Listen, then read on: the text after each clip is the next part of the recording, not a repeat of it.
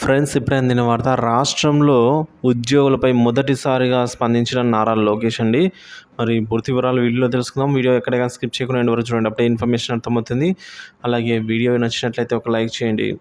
ఇక పారదర్శకంగానే ఉపాధ్యాయుల బదిలీలు విద్యాశాఖ మంత్రి లోకేష్ హామీ ఇచ్చారండి. సో మరి ఈ బదిలీలు అనేవి పారదర్శకంగానే ఇక మీదట ఉండబోతున్నాయని అయితే మంత్రి లోకేష్, విద్యాశాఖ మంత్రి లోకేష్ గారండి.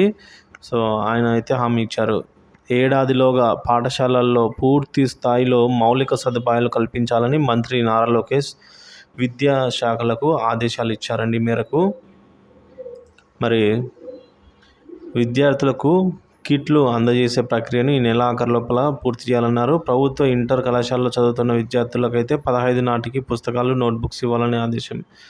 సో ఈ విధంగా విద్యాశాఖ మంత్రి అయిన నారా లోకేష్ ఈ విధంగా అయితే ఇందులో భాగంగా ఏదైతే టీచర్ల బదిలీలు ఉన్నాయో, సో ఏడాది లోపలనే పాఠశాలలో పూర్తి మౌలిక సదుపాయాలతో పాటుగా విద్యార్థుల టీచర్ల బదిలీలు కూడా పూర్తి ట్రాన్స్పరెంట్గా, పారదర్శకంగా, అఫీషియల్గానే ఉండబోతున్నాయని అయితే హామీ ఇచ్చారు.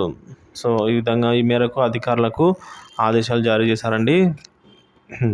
సో